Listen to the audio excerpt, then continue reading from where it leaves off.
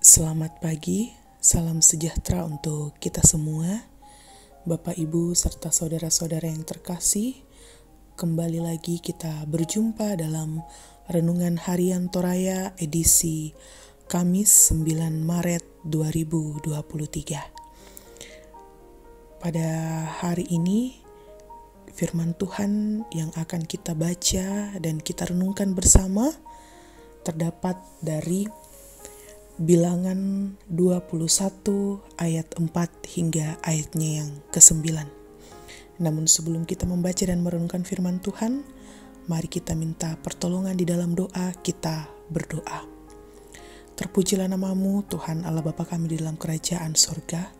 Kami mengucap syukur untuk setiap kasih sayang dan pertolongan Tuhan di dalam kehidupan kami. Terlebih di pagi hari yang indah ini Tuhan, kami masih diberikan kesempatan untuk datang kepadamu untuk mengucap syukur untuk setiap kasih sayang Tuhan. Dan bahkan pada pagi hari ini Tuhan, kami akan membaca, kami akan mendengarkan dan merenungkan akan firman-Mu.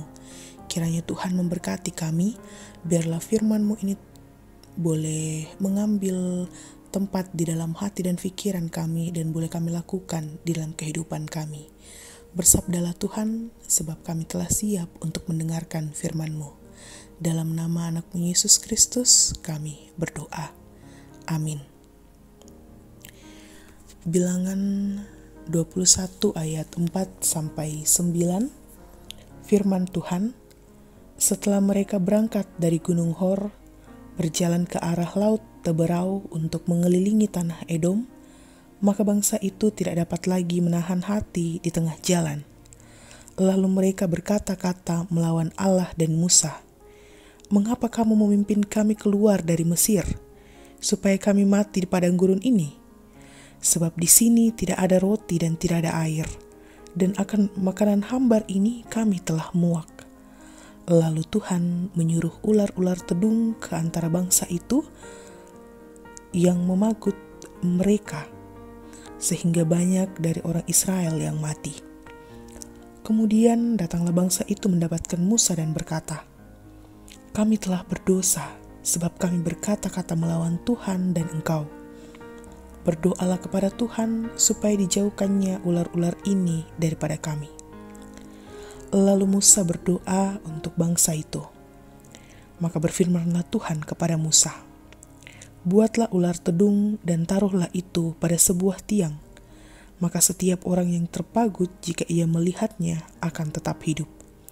Lalu Musa membuat ular tembaga dan menaruhnya pada sebuah tiang. Maka jika seseorang dipagut ular dan ia memandang kepada ular tembaga itu, tetaplah ia hidup. Amin. Dari pembacaan kita pada pagi hari ini, kita akan bersama-sama merenungkannya dalam tema memandang kehidupan.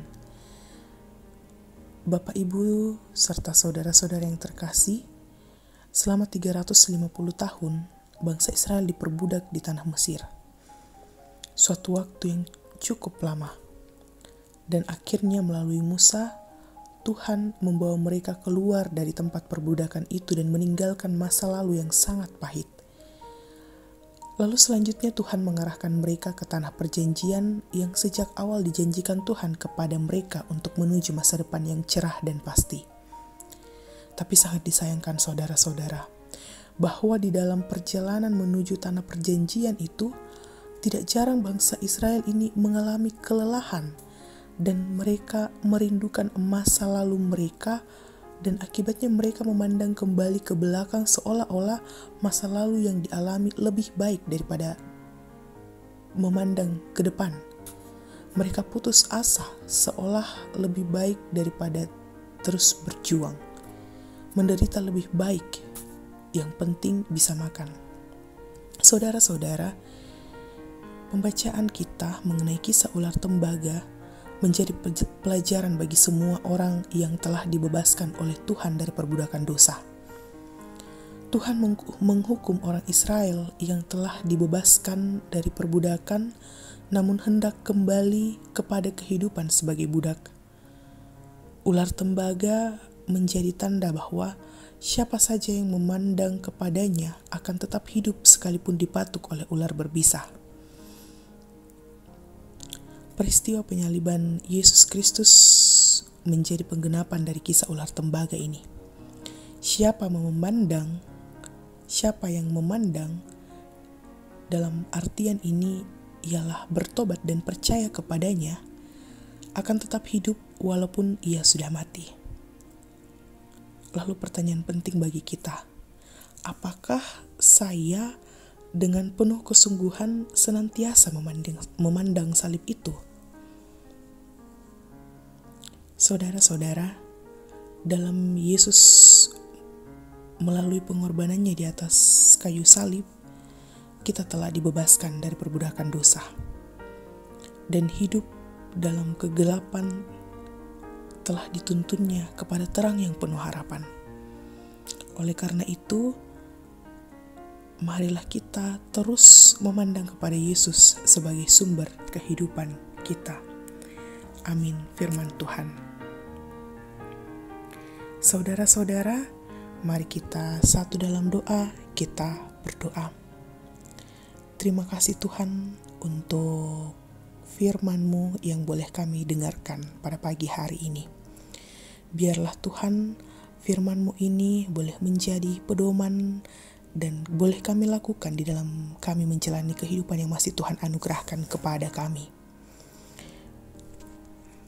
Dan kiranya Tuhan boleh terus bersama-sama dengan kami sehingga kami terus memandang Tuhan sebagai sumber kehidupan di dalam kehidupan kami.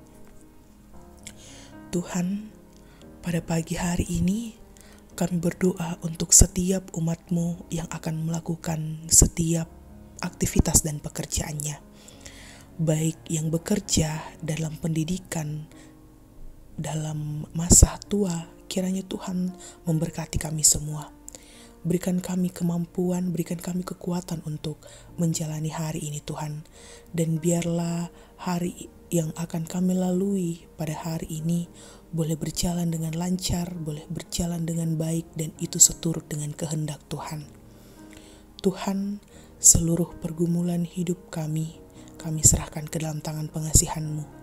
Biarlah Tuhan yang terus bersama-sama kami, dan biarlah Tuhan yang terus turut campur tangan di dalamnya, sehingga kami boleh melalui setiap pergumulan hidup kami. Tuhan, seluruh kehidupan kami serahkan ke dalam tangan pengasihan-Mu. Inilah doa yang kami bawa ke dalam nama anak-Mu Yesus Kristus, itulah Tuhan dan Juru Selamat kami. Amin.